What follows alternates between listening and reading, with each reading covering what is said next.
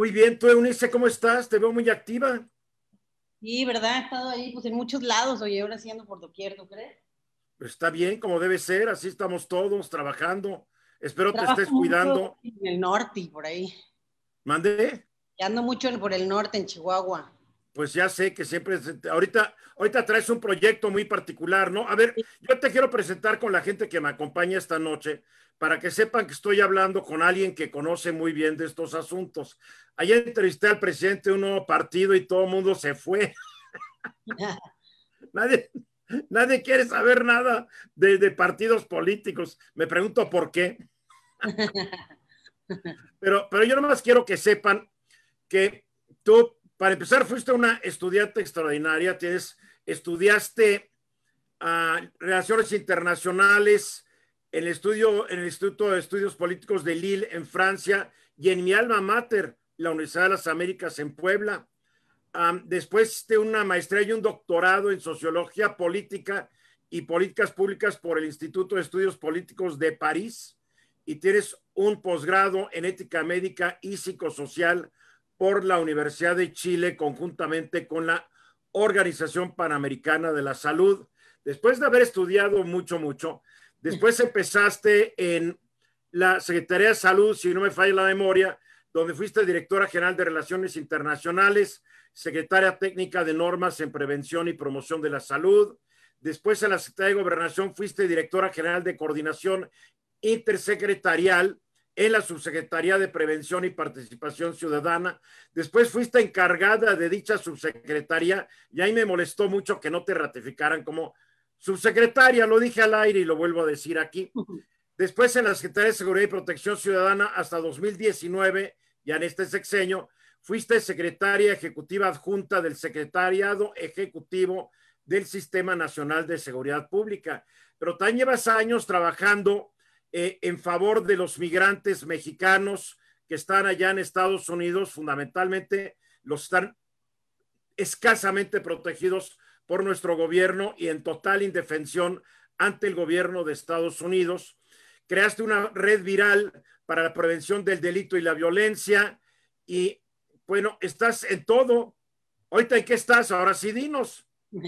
Pues en esos dos temas, en el tema de migración, ¿no? También fui directora del Instituto de los Mexicanos en el Exterior, ahí en Cancillería, como decías, y estoy en algunos temas de lo de migración. Trabajamos en la pandemia junto con Harvard, 15 conversatorios que estamos acá, estamos por sacar ya, ahora es que la publicación o los resultados del COVID, la migración y la salud pública, y entonces estoy en eso ahorita muy metida y también trabajando en la frontera, muchos trabajando en Chihuahua, en ambos temas, tanto en el tema de migración como en el tema de seguridad, de la mano ahí con el gobierno del estado y también pues con los otros actores que están ahí. Por ejemplo, ahí hay un fideicomiso de los empresarios que también le entran mucho a este tema y que los conozco hace 10 años, ¿no? Desde que armamos las mesas de seguridad y justicia por allá pues sí, en el 2000, no, en el 2010, perdón, 2010. En 2010 armamos esas mesas, 2010-2011, y bueno, hoy es un fideicomiso muy grande y también participan pues en diversas estrategias. Estoy trabajando con ellos también, como te decía, con el gobierno del estado, y en temas de reducción de adicciones, reducción del homicidio también, y estrategias en materia de prevención social a nivel territorial en Ciudad Juárez, de manera particular. Eso es lo que estoy haciendo por allá, pero también tengo un programa que me gusta mucho que se llama Knockout, no tires la toalla, que lo tengo en cárceles. Ese está por iniciar en Chihuahua, pero lo tenemos ya en el Estado de México, en Nesa y en Tenango el Valle, ya casi hace 2 años, ya con varios resultados interesantes, que es un tema que tú y yo hemos hablado también mucho, la reinserción social, la prevención terciaria, que a mí eso me gusta mucho. Y hoy estoy trabajando mucho también la posliberación, que eso es algo que poca gente trabaja. Hoy yo estoy monitoreando ya los que salen y la verdad, ayer te cuento que salió uno ayer y me impresionaba, hoy hablé con él y como que nadie sabemos todo lo difícil que es el periodo después. Me decía, tengo miedo hasta de los coches, ¿no? Me decía, qué bonita la calle, pero tengo miedo hasta de los coches. Él estuvo 17 años privado de la libertad y bueno, estamos llevando todo el proceso para una verdadera reinserción, porque desafortunadamente, como sabes, también muchos regresan a la cárcel, ¿no? Es decir, 1 de cada 4. Entonces, bueno, estamos también en eso. Y en estos temas de migración, también con el acento mucho hoy en los mexicanos que están en Estados Unidos y en el tema de la niñez migrante, que son 2 temas que me parecen pues muy importantes en la coyuntura y en lo que ha pasado también en los últimos años y de lo que se viene, ¿no? A ver, ¿a qué hora te das tiempo para tantas cosas? Porque yo desde que te conozco digo, porque más tienes una vida social también, haces tus fiestas y todo, digo, Ya ¿a no, qué pues, horas tienes tiempo de hacer tantas cosas? sí, ya, pues ahí ando como loca, ahora sí, ando medio cansada, pero sí. ¿Cuántas horas duermes al día? La verdad, no, duermo poco, como 5 horas. Está bien, es lo que yo dormí, ahora me estoy forzando a dormir un poco más. Sí, sí, No, ya me no es dijeron que me voy fácil. a arrugar, ¿Mande? que me voy a arrugar más. No, que sigues guapérrima como siempre. Ahora, dime una cosa. Eh, obviamente un tema fundamental y que a mí me preocupa y creo que nos debe preocupar a todos los mexicanos es la llegada de Joe Biden a la presidencia de Estados Unidos. Será presidente a partir del 20 de enero a las 12 del día, hora de Washington. Se irá el señor Trump, que se vaya muy lejos, es mi mejor deseo. Pero la gran incógnita es cómo le va a ir a los migrantes mexicanos y a los migrantes que pasan por nuestro país rumbo a Estados Unidos, llegando de otros lados, porque todo el mundo está muy contento y se va Trump y todo, pero Obama, cuando fue presidente antes de Trump, cuyo presidente fue Joe Biden, tampoco fue muy suavecito con los migrantes. Efectivamente.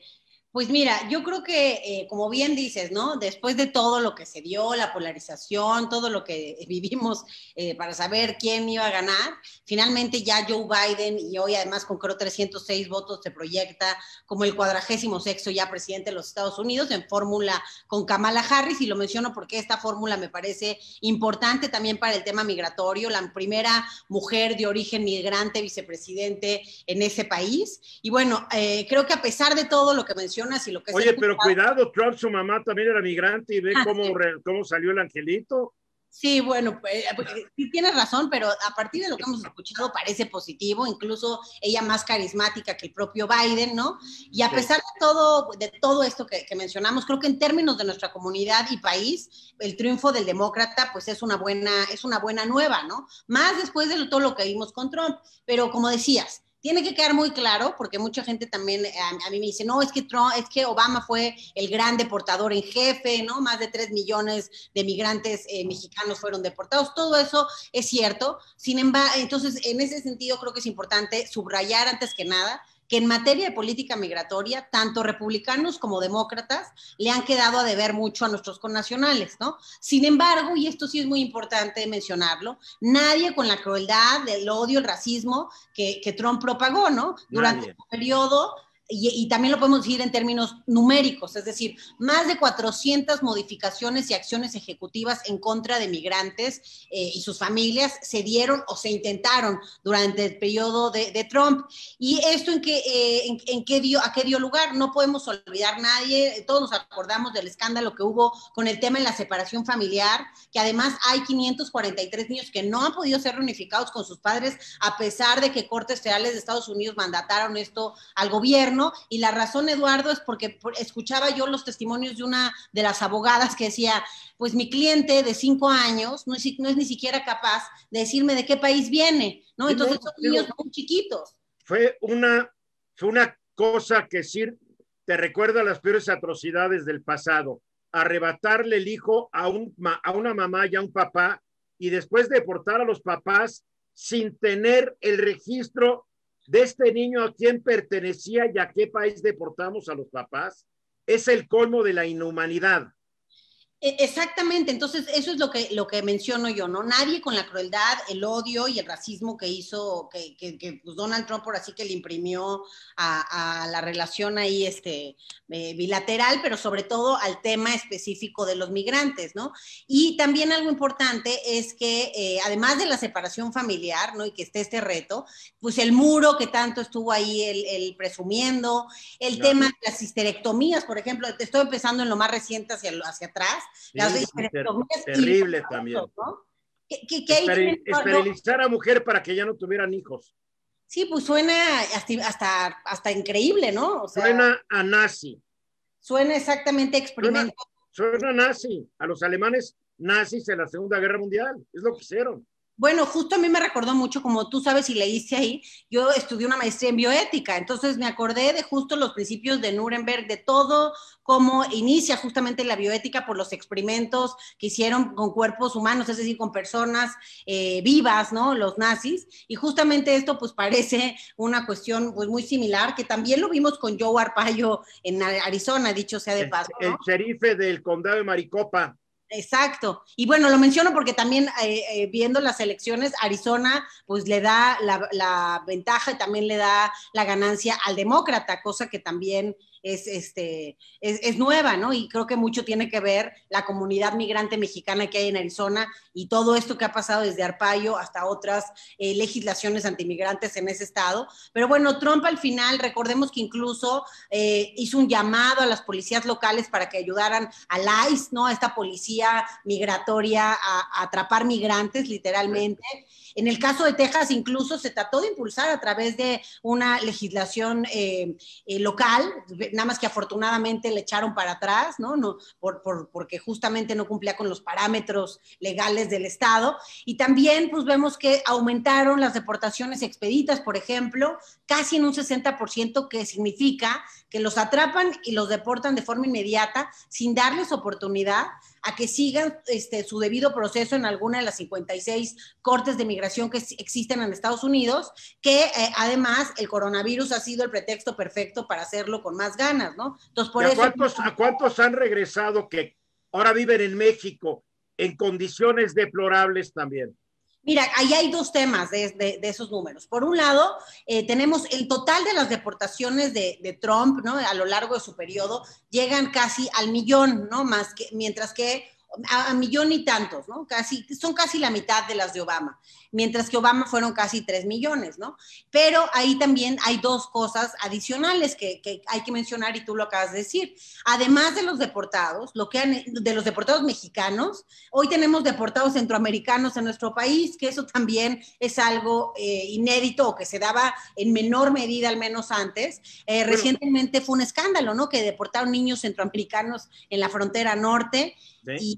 Y el programa de Permanece en México, que a mi gusto es la peor decisión que ha tomado, digamos, el gobierno mexicano en materia migratoria desde que inició este gobierno, permitir este programa de Permanece en México, Remain in Mexico, MPP, de muchas formas se conoce, pero al final de lo que se trata es que más de 60,000 centroamericanos han quedado varados en la frontera norte de nuestro país, queriendo el asilo en Estados Unidos, y tienen que esperar de este lado, y otra vez el coronavirus ha caído, ahora sí que como anillo al dedo para las autoridades estadounidenses, quienes están alentando, de por sí, antes del coronavirus, estaban lentos los procesos, violaban de nuevo el debido proceso, pues con esto más. Y bueno, esa gente, como dices, está en campamentos, en condiciones muy complicadas y pues sin una posibilidad de una sana distancia muchas veces y de medios o medidas de salubridad. Y no solamente centroamericanos, también creo que hay bastantes personas que llegaron de Haití, de África del Norte y de países del Medio Oriente, que por Centroamérica trataron de llegar a Estados Unidos y ahora están varados en México porque México se volvió cómplice de Donald Trump. Efectivamente, y como bien dices, tenemos una comunidad grande de estos africanos también y de haitianos, por ejemplo, en Tijuana, ¿no? En Baja California, ya se han asentado ahí, y ahí hay otra característica en donde también México terminó cambiando por un tema de opresión de Trump, que es, nosotros resultamos para muchos de estos migrantes un país de tránsito, y ahora somos cada vez más un país de destino por las medidas y las políticas de Donald Trump. Entonces, todos esos que digamos, faltan en la deportación de Obama, o los que Obama tiene adicionales a Trump, son esos que se quedaron, ya ni siquiera pasaron, ¿no? Se quedaron ya del lado mexicano, porque también hay un tema muy importante. Los deportados de Obama, el 80% eran deportados fronterizos. aquellos que en el intento de ingreso no lo regresaban. Y en el caso de Trump no, porque hay mucho menos intentos de ingreso por todos los muros que ya construyó, digamos, también en términos de los acuerdos con México y la Guardia Nacional, desde también Guatemala, El Salvador, en fin, ha ido haciendo acuerdos con todos los países para disminuir el flujo. Entonces, por eso hay menos deportaciones fronterizas, pero lo peligroso con Trump han sido las deportaciones tierra adentro, gente con más arraigo, más familia, más tiempo en Estados Unidos, pues quedan ahí, ahora sí que los regresan y aquí no tienen ya nada, y eso es bien complicado. A mí me tocaron casos muy complejos. Si yo mal no recuerdo, el presidente López Obrador dijo que todos los que llegaran a México, mientras estuvieran en México, tendrían servicios médicos, educación y empleo. Yo me acuerdo que lo insistió varias veces. Creo que ni uno, ni el otro, ni el otro. Mira, yo creo que lo insistió. De hecho, parecía que íbamos a tener una política migratoria con una visión humanista, ¿no? Eso es lo que se prometía, eso es lo que dice incluso sus promesas de campaña, ¿no? Las propuestas, pues, que habían hecho tienen que ver mucho con esta visión humanista, y como tú dices, que haya ahora sí que una colaboración integral con los migrantes que estén en nuestro país. Sin embargo, en la realidad, pues, ha sido muy diferente. Incluso desde Agenda Migrante, que habíamos trabajado con varias organizaciones en la atención, por ejemplo, de migrantes deportados, mexicanos en este caso, pues incluso para ellos es difícil hoy la atención. Desaparecieron los programas de atención que había para ellos, el programa también de los retornados, se me olvidó ahorita el nombre, pero justamente desapareció ese programa del INAMI.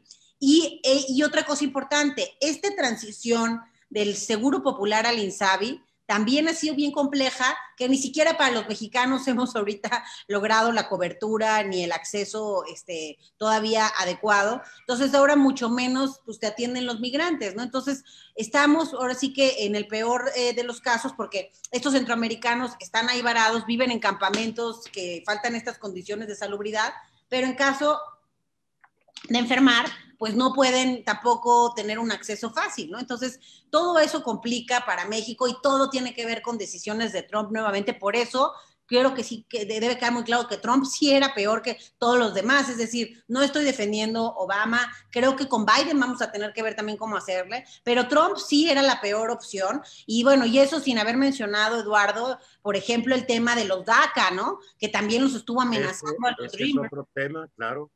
Que son estos jóvenes que llegaron desde muy niños a Estados Unidos, que han crecido, se han desarrollado en ese país, y que Trump desde el primer año de su gobierno los amagó, los amenazó de un plumazo, terminó con la acción ejecutiva que les brindaba el permiso de estar en Estados Unidos, el tener por el permiso también laboral, y todo. Entonces les ha complicado la vida a muchas personas que además lo que hacen es el bien en Estados Unidos, porque pues estos Dreamers son el 90%, tienen un trabajo, también cerca del 85% de ellos cuentan también con estudios superiores, y el 95% son bilingües. Entonces es la cara más deseable de la migración. Y bueno, aún ahí Trump se metió con los que tienen visas, también se metió amenazando los que se usaban de más, el sistema de salud les iba a quitar la visa, también frenó los procesos de naturalización de los poseedores de green cards, también aumentó es decir, prolongó la estancia o las detenciones de familias migrantes, y eso también se lo castigaron las cortes ahí federales, que realmente ha sido el contrapeso con Trump, ¿no? Estas cortes federales. Y bueno, el constante maltrato que vimos en centros de detención migratoria, la deportación de menores migrantes, en fin, realmente reducción de fondos para ciudades santuario, y bueno, pero algo muy importante que a veces no se ve numéricamente, pero creo que es importante entenderlo. Además de todas estas decisiones en contra de los migrantes, que eso hace que la gente viva a veces con miedo, que tenga más estrés, más tensión, y son familias que ya son binacionales, entonces también afectó a estadounidenses, es decir, ya hay gente ahí muy combinada, ¿no? Lo que más compartimos entre México y Estados Unidos son personas, ¿no? Entonces, bueno, pero el tema ahí es, su lenguaje sí importa. El mensaje de odio, el mensaje xenófobo, sí es responsable hoy, además de la polarización que estamos viendo, que va a ser un tema muy complejo con el que llega Biden, pero además de eso hubo un incremento del 30% en los crímenes de odio basados en raza principalmente en contra de latinos por todo este lenguaje que él utilizó, por todos estos ejemplos que dio de delincuentes latinos que vienen y se roban los trabajos de las personas, en particular de México estuvo hablando mucho. Entonces sus palabras, además de generar temor y estrés en la comunidad, como ya decíamos, dieron permiso, y repito esto, permitieron a diversos grupos de supremacistas blancos y de racistas, gente que ya era racista, pero simplemente quizá era una racista de closet, pues. Les dio permiso. Dio permiso de insultar, de amagar, de lastimar e incluso matar a población de origen migrante en un país, además, Eduardo, cuya fuerza e historia radica precisamente en la multiculturalidad, ¿no? Claro, claro. Yo te puedo platicar, mi hermana, que tú sabes vive en Estados Unidos hace 40 años, dice que de repente si está hablando con alguien, sus hijos o con alguien en español, hay gente que se ha volteado a recriminarla, que por qué habla en español, que por qué no habla en inglés. Así, eso tal vez existía, como tú dices, en el closet, pero Trump permitió que salieran todas estas actitudes al punto de que a mí personalmente no se me antoja ir a Estados Unidos, porque ya sé que no soy bienvenido. Lo único que soy bienvenido es mi dinero cuando voy de compras. La verdad, entonces, ¿sabes qué dices? Que se vayan al diablo. Ahora compro hecho en México, me vale gorro. Es lo que ha provocado también Trump, que allá no nos quieran los grupos racistas, pero que aquí en México muchos ya recintamos a Estados Unidos. Y eso que mi mamá era gringa, ¿eh? Pues sí, yo creo que ese es parte del impacto, pero también, Eduardo, es parte de esto, de este escenario difícil que deja Trump, ¿no? Tan polarizado, porque allá como acá también hay ese sentimiento que tú tienes de gente que pues vive ahí por su trabajo, que pues al final se fue con mucho esfuerzo, que está tratando de salir adelante y que de pronto le llegan pues todas estas dificultades. Vimos también pues cuántos, a mí me tocó ver en Arizona de manera casi directa la deportación expedita de un par de personas que además, lejos de lo que decía Trump, es decir, no eran estos delincuentes de los que él hablaba, ¿no? Claro De los que no. Ahí hay un número importante, del total deportados, solamente el 5% de ellos realmente tienen algún crimen grave. El resto son que se pasó un alto, Sí, por infracciones te pueden deportar. Sí, bueno, Más, y eso aumentó si con vas de turista y una infracción, oiga, usted, soy turista, les vale gorro, ¿eh? Se pusieron muy duros. Exacto. Hoy cualquier cosa o cualquier cosa mínima era el pretexto para esa deportación o para muchas cosas difíciles. Digo, se ha hablado menos de esto, pero por ejemplo, desgraciadamente en la comunidad latina uno de los problemas que vemos de manera más común es la violencia familiar. También se da mucho en esta comunidad y en estas familias. Sí. Bueno, con Trump, como ahora cuando las mujeres se atrevían e iban a denunciar la violencia familiar era motivo de deportación, pues entonces ya mejor dejaron de denunciarlo. Entonces, muchas cosas realmente afectó en diferentes aspectos, incluso en ¿no? No vayan a deportar a mi esposo golpeador, mejor no lo denuncio, ¿no? Porque al final también hay ese tema que es muy complejo, pero que sí cambió derivado de lo que Trump ha puesto en marcha y sus políticas, ¿no? Lo mismo los niños no acompañados. Antes llegaban, de todos era bien conocido que a veces traían hasta un letrero, un papel con la dirección y datos de sus padres que ya estaban en Estados Unidos o sus familiares, y la misma Border Patrol, a mí me tocó estar un par de veces por allá, ya tenían como un sistema para irlo regresando a esas casas, ¿no? Pues como Trump puso una amenaza de que cualquiera que ingresara, cualquier niño que ingresara de esa forma y se supiera quién es su padre, su madre o su familiar, eso ya era un crimen. Entonces, bueno, ya no traen el nombre y eso terminó haciendo problemas que ya eran de por sí complejos, mucho más difíciles, ¿no? Entonces, eso es lo que vemos menos, pero que también, pues, ha puesto el acento del terror con Trump. Entonces, por todo esto, lo único que sí quiero decir es, no es que digamos que Biden va a ser lo mejor, también hay muchas cosas que cuidar y podemos también ahorita hablar de eso, pero sí definitivamente es una buena noticia que Trump se vaya de la Casa Blanca. Sí, por el discurso, porque él pecó en pensamiento y obra. Efectivamente. O sea, es terrible la manera en que habló desde que lanzó su candidatura, pero no es eso. Él desde hace años a través de Twitter ya golpeaba a México, decíamos que era un país que nos mantenía a Estados Unidos. O sea, nunca tuvo una buena impresión de México el señor Trump, es la verdad. jamás tuvo una buena impresión de México, o si la tuvo, lo disimuló muy bien. No, no lo disimuló. Yo el tuit más antiguo que me encontré contra México de él, y ahí está en Twitter, creo que viene de 2010, 2011, desde entonces. Pues sí, entonces realmente fue alguien que sí estuvo en contra de nuestra comunidad. Sí hubo, quizá en esta última campaña fue menos directo con los mexicanos y menos rudo que la primera, porque pues, se dio cuenta que también el voto latino iba a importar, e incluso Claro. vimos a Trump bailando salsa, ¿no? En algunas de Ay, sus Dios, qué aberrante. Qué pero aberrante. bueno, en realidad sí es un personaje que pues dividió, que generó odio, además de, bueno, todo el tema internacional, multilateral, etcétera, No, nunca lo... terrible.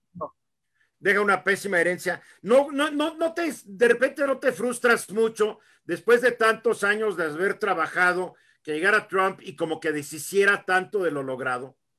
Pues sí, yo creo que eso es algo que frustra a muchas personas y mucho de lo que frustró, creo, incluso a funcionarios estadounidenses, abogados, que conozco muchos allá en derecho migratorio, etcétera, es el poco respeto que tuvo por las instituciones. Es una persona que no le importó las instituciones y se estuvo saltando todas las trabas. Por eso es que muchas de sus decisiones luego se le regresaron en la cara, ¿no? Por no entender también estas instituciones, incluso el tema de los soñadores, ¿no? De estos jóvenes, pues terminó la Suprema Corte, o sea, el asunto fue pasando de cortes federales hasta llegar a la Suprema Corte, y quien definió que Trump tenía que renovar ese programa tal y como existía antes de que él firmara esta desaparición de la acción ejecutiva, ¿no? Entonces, como eso, muchas cosas se los tuvieron que las instituciones frenar, pero sí creo que las mermó y que al final dañó en ese sentido también su país, ¿no? No solamente a los migrantes, sino también su propia nación.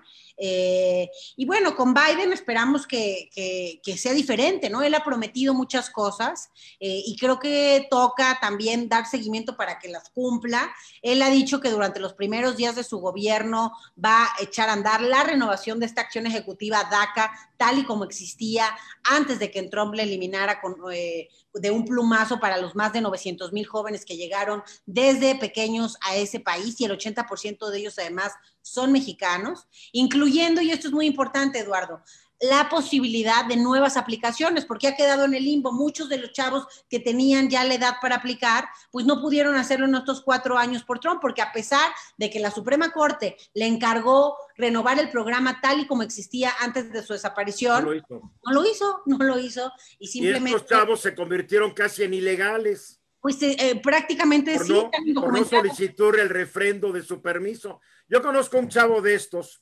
brillante, como DACA se recibió una ingeniería de estas raras con las mejores calificaciones de la Universidad de Texas en San Antonio, pero todos los días regresaba a su casa para saber si ahí estaba su mamá todavía o si no habían llegado por él. Imagínate estudiar de una manera que sacas calificaciones brillantes, pero además con la psicosis de que tienes a todo el gobierno de Estados Unidos buscándote y que te quiere fastidiar. No Pues es vida, claro. No, bueno, tengo otro caso yo también de un DACA que igual la policía llegó a detener al papá, ¿no?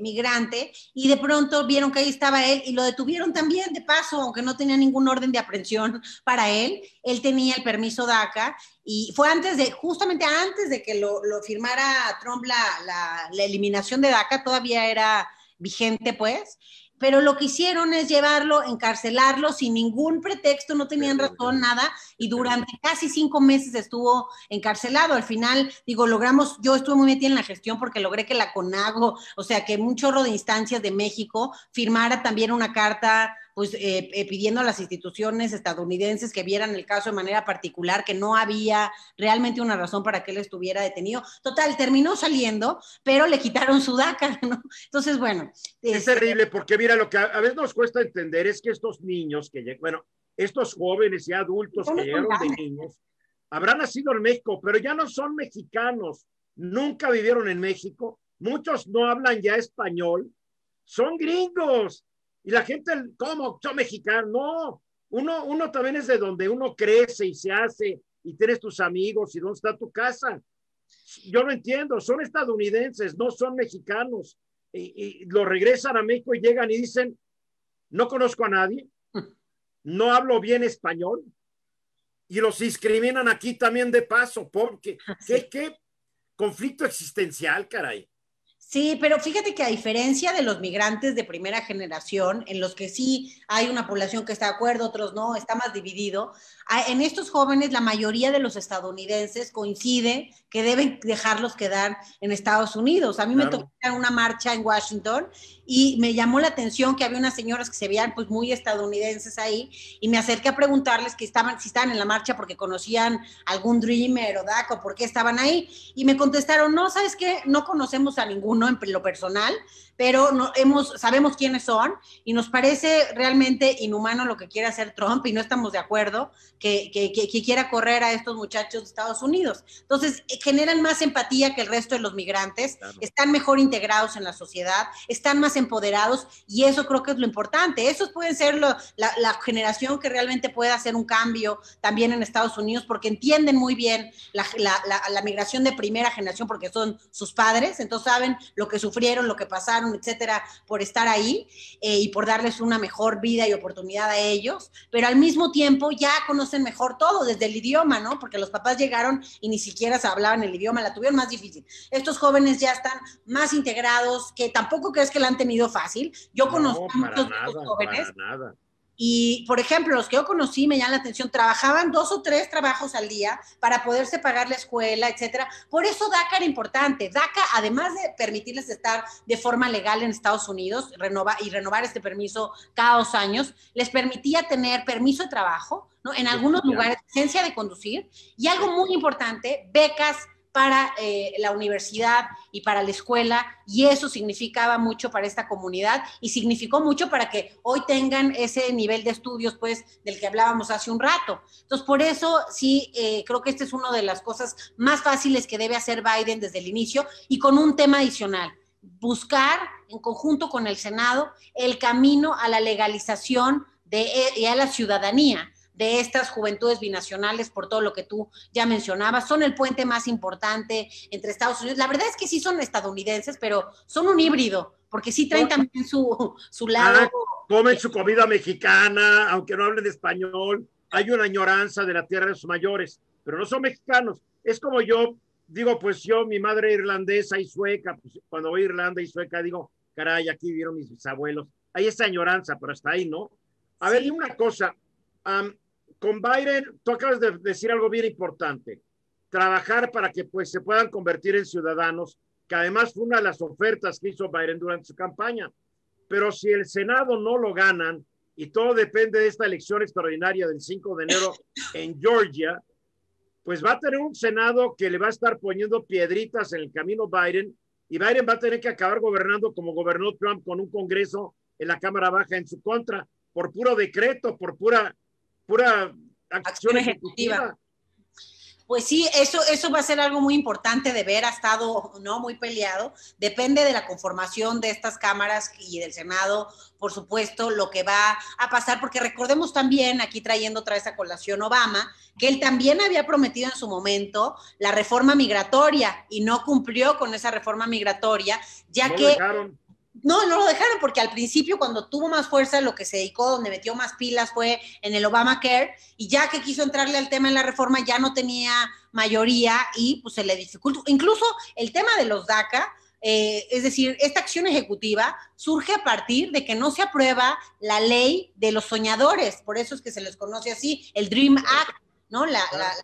El Dream Act que lo que hacía ya era legalizar a estas juventudes. Entonces, este fue como el premio de consolación, digamos, que da Obama al no poder hacer, y no lo da tampoco solo por bondad, sino porque si hay migrantes bien organizados son los Dreamers. Es decir, es la comunidad migrante que tiene mejor organización, unión, fuerza en Estados Unidos y también... Preparación.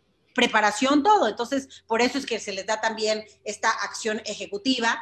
Pero bueno, pues vamos a ver qué pasa, tanto para la reforma migratoria, que es otra de las promesas de Biden, y que dijo que además iba a hacer algo en los primeros 100 días de gobierno, como para este tema de los DACA. Creo que son los dos temas que significarían más un cambio con respecto a Trump. Y también algo muy importante, Eduardo, prometió él, y Kamala Harris también lo dijo públicamente, que terminarían con el programa de Remain in Mexico o Permanece en México, que es este que tiene varados a los centroamericanos. Y con ello también repensarían, reformularían varias de las estrategias y las políticas que Trump ha puesto en marcha en materia de asilo y de refugio, porque ahí también los números de nuevo hablan. Es decir, hablamos hace rato de las deportaciones, pero acá viene el asilo y el refugio. Yo te decía que muchos de los que antes transitaban por México ahora se quedan. De hecho, hace apenas 5 años, 4 o 5 años, teníamos solicitudes de refugio, 4,000, 5,000, 7,000 solicitudes de refugio en México al año. El año pasado cerramos casi con 100,000 solicitudes de refugio. Entonces, de ese tamaño es la diferencia y lo que ha hecho Trump hacia México también, y al no recibir estas personas.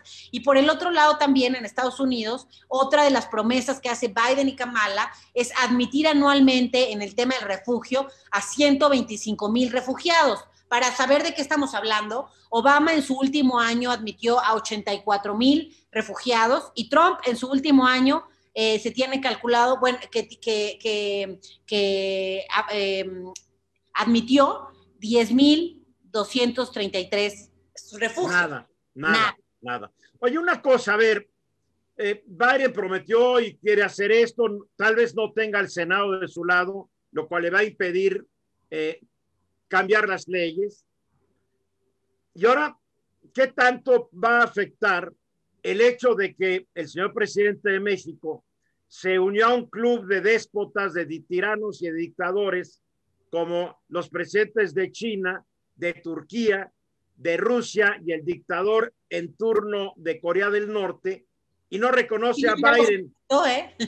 ¿Mandé?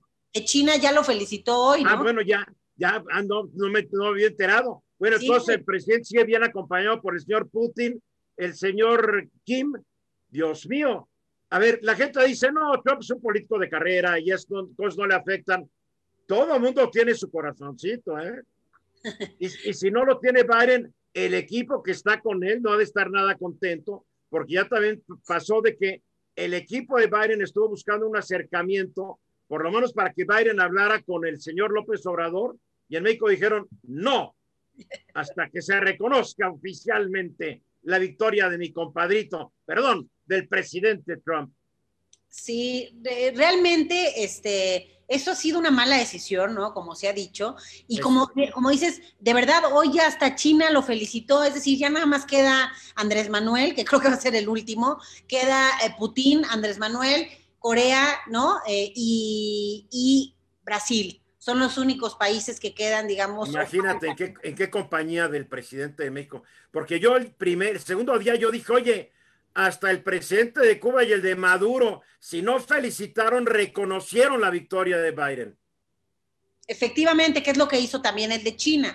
Pero bueno, aquí lo importante creo, y como decías, más allá de que mucha gente dice, ay, no exageren, no es fatal, efectivamente no es fatal, porque al final también México es un país importante para Estados Unidos, es decir, es una relación importante de ambos lados. Entonces saben que tiene que tener la relación, los temas de seguridad con México son muy importantes para Estados Unidos, y ahí a mi gusto lo va a entender mucho mejor Biden de lo que entendió Obama, de lo que entendió Trump. ¿No? Trump no entiende la relación bilateral, él hizo sus barbaridades, nos aventó los migrantes y es todo. Pero, no, por ejemplo, hubo mucho menos trabajo en esta estrategia bilateral, no se logró una interlocución porque los dos gobiernos cambiaron y de los dos lados se antojaba difícil esa interlocución. Creo que con Biden ese es uno de los cambios. Él va a buscar que sí exista esta interlocución, porque eso también le ha generado, eso y muchas cosas más que hace Trump, le ha generado problemas con las agencias de seguridad en Estados Unidos. Entonces, con Biden parece que va a querer retomar. Él tiene una experiencia importante, en particular con México en el tema. Él llevó Iniciativa Mérida por un buen tiempo, incluso los 2 años que más dinero hubo de Mérida, Biden era vicepresidente, ¿no? Entonces, bueno, yo creo que ahí va a haber un cambio, pero en esto que dices que si afecta o no, creo que lo que más ha afectado son 2 cosas. Más allá de que se diga que se va a esperar y todo, lo que afecta es también el contexto, como se dice. No solamente voy a esperar, sino en todas las veces que ha dicho que va a esperar, ha recordado el evento de 2006 en México, ¿no? El momento de 2006 y repite que fue un fraude que le hicieron a él, y eso pues no se lee muy bien, porque aunque él diga que no está haciendo comparaciones, que no quiere decir que allá haya sido un fraude, pues al decirlo en el mismo momento y en el mismo contexto, pareciera que sí está diciendo eso. Y está avalando a Trump, está avalando las palabras de Trump.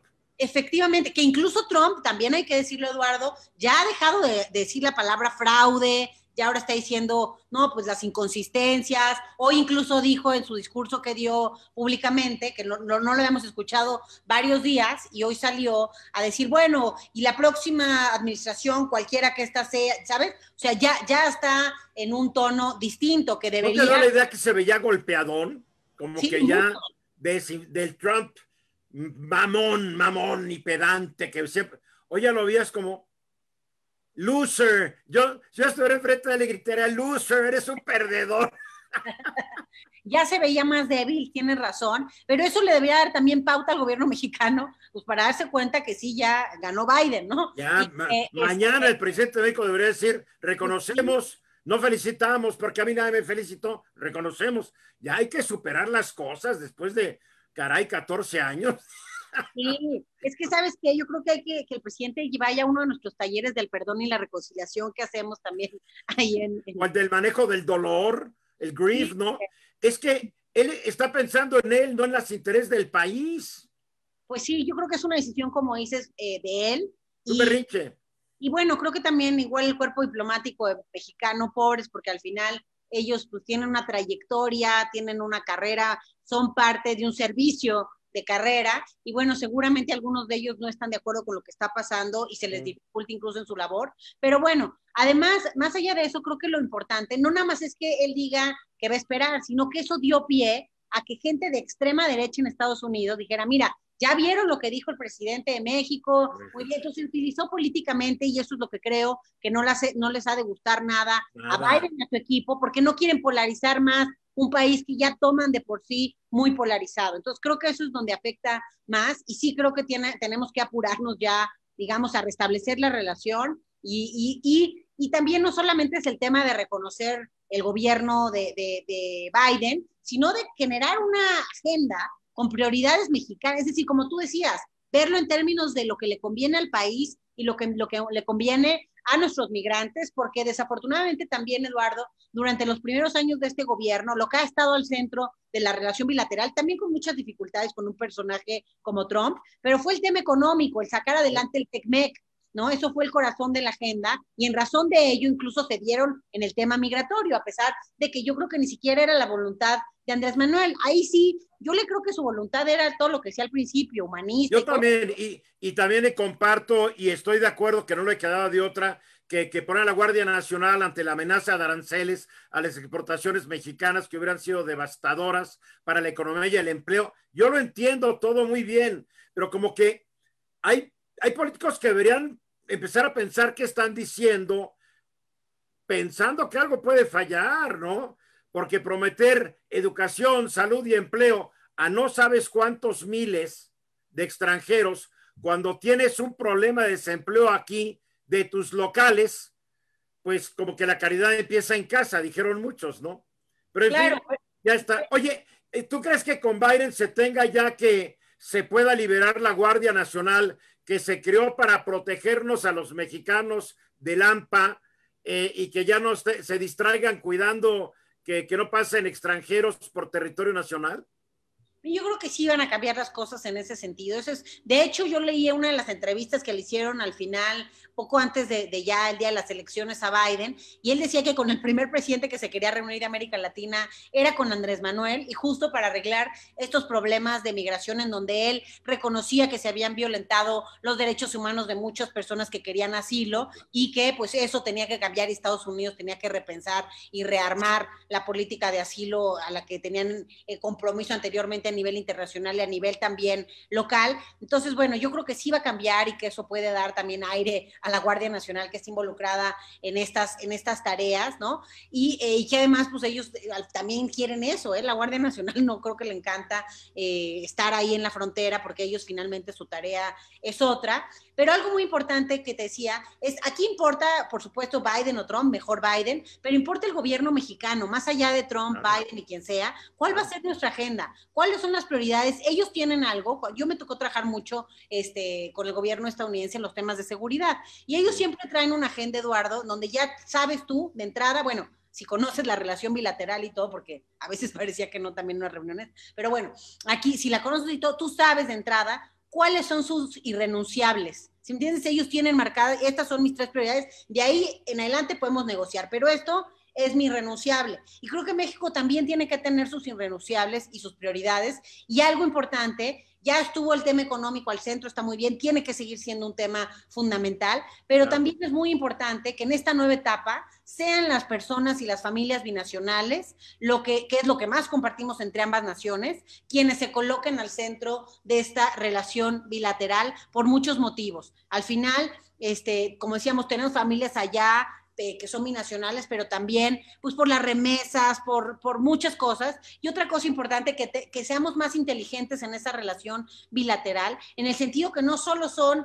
digamos, una relación entre, y eso faltó con Trump, no solo es una relación entre la parte federal, sino también hay los congresos, los legisladores, existen los estados, nuestra frontera norte con la frontera sur de Estados Unidos, hay una dinámica muy importante entre los gobernadores de ambos lados, los empresarios, las personas, temas culturales, de otro tipo, la política. Oye, más de 1 millón de gringos viven en México. Exactamente. Entonces, también, y invierten, traen dinero, viven en México desde hace años. El primer origen de la inversión extranjera en México es Estados Unidos. Digo, por favor, es más, desde el día 3, bueno, desde el 4 de noviembre, ya deberían haber estado trabajando un equipo de Biden y un equipo de López Obrador, poniéndose de acuerdo en la agenda, porque ni modo que se pongan a trabajar el 20 de enero, se está perdiendo un tiempo bien importante. Y eso, la verdad, es importante para la comunidad y para México, ¿no? Más allá de los caprichos personales de cualquier persona o cualquier tema adicional, ese sí es un tema que nos toca a México. Entonces, quizá lo están haciendo, ¿no? Y tú y yo no sabemos, y están ellos ya con una agenda y prioridades muy, muy marcadas que van a presentar al equipo de Biden, pero sí es importante que pronto se abran las puertas con el equipo de Biden, ¿no? Para ver qué sigue en términos de esta relación bilateral, que además, pues queramos o no, es la más importante que tiene México en el mundo. Tenemos una frontera de más de 3,000 kilómetros, ¿no? Compartimos temas comerciales, familias, realmente sí es una relación importante para ambos países. A ver, conociendo a Marcelo Ebrard, tú lo conoces, yo lo conozco. Eres un cuate que estuvo bastante ligado con el Partido Democrático, con Hillary Clinton. ¿Tú crees que capaz de que él ya está echando sus vínculos y está hablando y está haciendo lo que ojalá lo esté haciendo, ya esté hablando con la gente de Biden y acordando cosas para que a la hora llegue el señor presidente, ya tenemos esto y esto? Pues yo espero que sí, digo, Marcelo al final tiene esa habilidad, ¿no? Conoce los temas internacionales, conoce la relación bilateral, entonces la tiene, ¿no? De la sensibilidad de entender esto también. Entonces, ojalá que sí esté adelantando eso, porque eso va a ser lo más importante. ¿Cuál es el papel de México? México, ¿cómo va a ser que no nos apliquen las mismas que Trump, ¿no? Y creo que ahí sí es muy importante y también otra cosa importante es ver la relación bilateral con la integralidad que se requiere, porque a lo mejor algunos, Marcelo y la gente del cuerpo diplomático, tiene que llevar toda esta parte diplomática, etcétera, pero también es importante involucrar a la gente que va a llevar los temas migratorios, a quien lleva los temas de seguridad, en fin, esos son creo los tres, los temas comerciales y económicos, esos son los tres pilares de la agenda bilateral, ¿no? La economía, la seguridad y las personas. Vienen tiempos interesantes, es innegable, ¿no? La verdad. Vienen Sí, tiempos bien interesantes. Yo creo que tú vas a poder trabajar con más tranquilidad. Pues sí, al irse Trump. Sí. Una pregunta. Los migrantes que ahora están en México, ¿tú crees que los dejen entrar a Estados Unidos los que piden refugio y nos los han votado? ¿Eso lo decidirá Biden solito o tendrá que ser resultado de una negociación entre México y Estados Unidos? Pues mira, creo que al final la decisión se tomó de manera conjunta, pero claro que en deterioro de México, ¿no? Entonces, claro. A México, pues claro que hace una buena noticia que eso suceda. Entonces, no creo que habría no creo que México diga, no, por favor, déjamelos aquí esperando de mi lado, ¿no? Yo creo que sí va a abrirse y tiene que abrirse. Eso es parte de sus promesas, ¿no? Que sí las personas que están ahí solicitando el refugio, aquellos a los que sí se les dé, digamos, el expediente para solicitar en lo que les dicen si sí o si no, tienen que estar del lado estadounidense, porque también, Eduardo, hay que decirlo, están en la frontera norte de México, de los lugares también que hay mayor índice de homicidios, es decir, que también hay sus problemáticas de seguridad en varios puntos, en estos 6 puntos fronterizos donde están claro. los que permanece México, ¿no? Y la llegada de esta gente sacó lo peor de muchos mexicanos. Pues también sacó lo racista, ¿no?, que tienen muchos mexicanos. Yo te platico de parientes míos en Mexicali diciendo, estos muertos de hambre no los queremos aquí. Supimos que hubo problemas en Tijuana, en Juárez, en todos lugares. Salió un ánimo anti-extranjero. Claro, si hubieran sido suecos y suecas, quién sabe si hubieran dicho algo, ¿no? Pero como era gente pobre de Centroamérica, África y los países caribeños y árabes, como que no les gustó tanto, y veías cada comentario que daba pena, ¿eh? Sí, creo que también salió esa parte trompista de México, ¿no? Sí. Y desafortunadamente digo, creo que hay de todo. También hay gente que ha ayudado, que ha colaborado. También, sí, hay que decirlo. Hay de todo, pero sí, efectivamente hubo eso y bueno, esperemos que esta situación de que también se les dé el refugio allá cambie. Y algo muy importante es para poder también admitir a todos estos refugiados que nos dejó el periodo de Trump, ¿no? Algo que prometía el canciller Ebrard, y creo que es importante que se ponga y que lo veamos ya en marcha, pues eran estas cortinas del desarrollo económico, etcétera, ¿no? Si no tenemos esas opciones, esas cortinas, aunque les demos el refugio, pues no van a tener trabajo, no van a tener opciones. Entonces sí es muy importante tener un plan realmente, o sea, no es fácil, es a lo que voy, no es un tema fácil ni sencillo, realmente se requiere todo un andamiaje que sí haga que esas cortinas que me parecían buena idea, realmente se pasen a ser una realidad y no solamente una idea o una promesa. Entonces eso también hay que ver cómo trabaja México, si va a trabajar más en bloque con Centroamérica o no, en lo que siguen estos temas. Entonces hay muchas cosas, yo repito, la relación en materia de seguridad creo que va a tener ajustes, ¿no?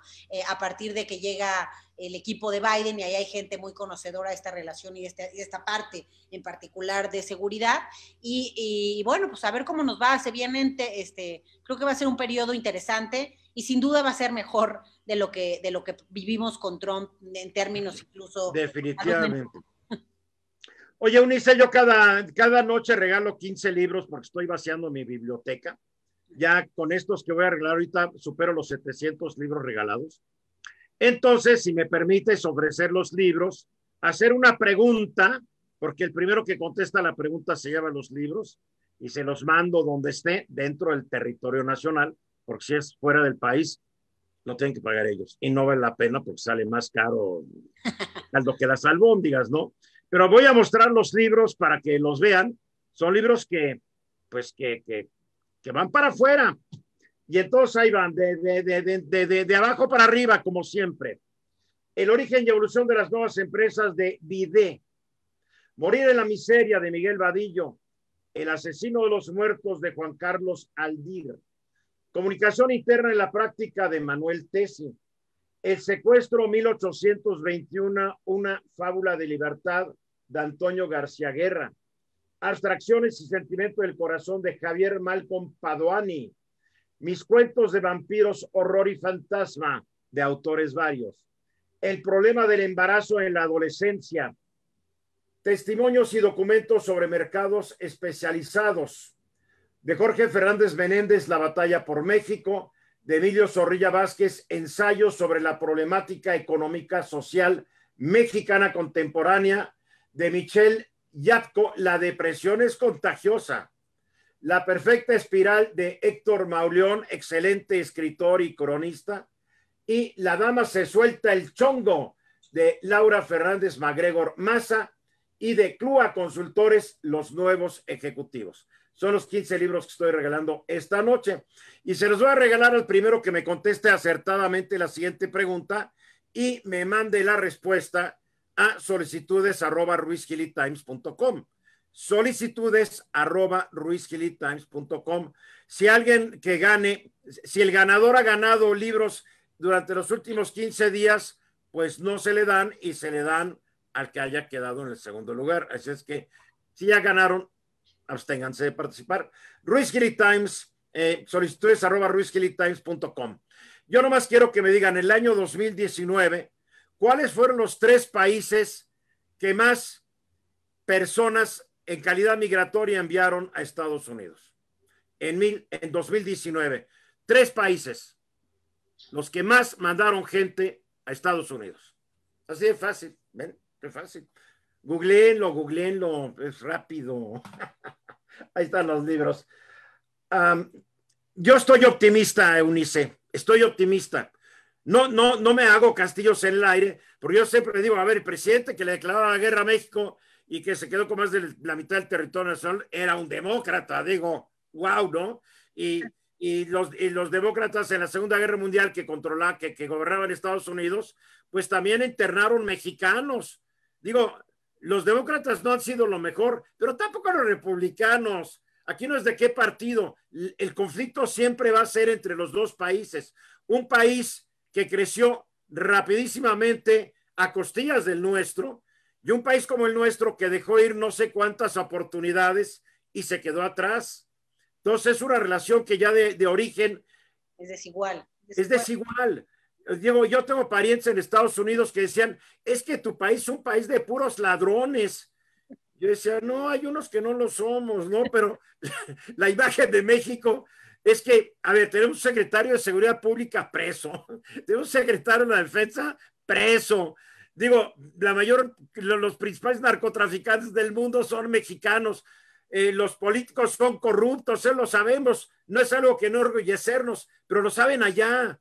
Y cuando decimos sí, pero allá también hay políticos corruptos, sí, pero no en la amplitud, la extensión a lo largo y a profundidad que México.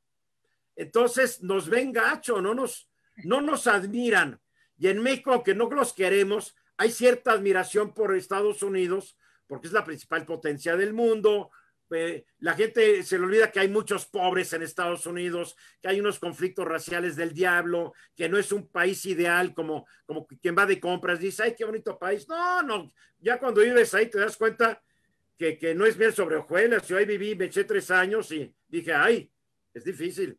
Claro, y como dices, además hay mucho, siento, ignorancia a veces de la gente, de la profundidad de lo que es México. Digo, es más, a veces hasta sin querer, ¿eh? Yo, no sabes los corajes que hacía al principio cuando alguna vez traje también a muchos Dreamers, incluso ellos, y luego entendí que realmente no era por mal, que sí tenían ese concepto, ¿no? Como bien dices, decías, no, y cómo, se sorprendían casi de que había escuelas, de que, ¿no? Que teníamos muchas cosas, o que realmente podías salir a la calle sin que te pasara nada, etcétera, etcétera, por todo lo que también las noticias manejan y lo que se ve allá. Eso pasa con mucha gente, y otros que también, que son estadounidenses, pues que no tienen mucha cultura de nada, ¿no? Y también creen que en México casi que no hay coches, ¿no? Entonces, sí hay también esa, pero lo que es una realidad es que es una relación bilateral desigual, que siempre tiene un peso mayor, la prioridad que Estados Unidos tenga, ¿no? No solamente con Andrés Manuel, pero que sí creo que México al menos debe poner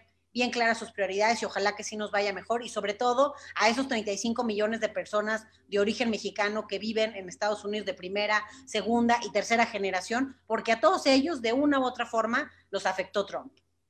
Oye, siempre es delicioso hablar contigo. No, hombre, muy Porque igualmente. además le metes una pasión. Aquí tengo que decirte que mucha gente dijo que qué rara combinación. Ya te lo han dicho. Inteligencia y belleza. Ah, no, bueno, Que, gracias. que me imagino que no es fácil. La verdad, Hombre, la pues verdad. gracias, qué bueno que tienen eso. Pero siempre que te he entrevistado me he quedado con un muy a gusto, porque estoy hablando con una persona muy inteligente que sabe las cosas, pero que además le mete pasión, que es lo más divertido, ¿no?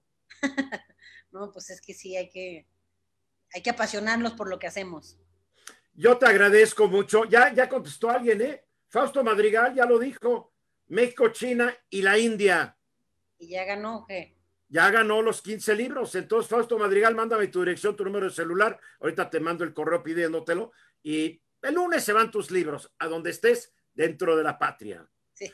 Oye, ¿qué vas a hacer en los próximos días ya con este asunto? ¿Y qué tanto te vas a involucrar en todo esta nueva negociación? Tú has tenido tus altibajos, me encanta, porque además estás aquí, no te rindes y sigues, y siempre aterrizas de pie.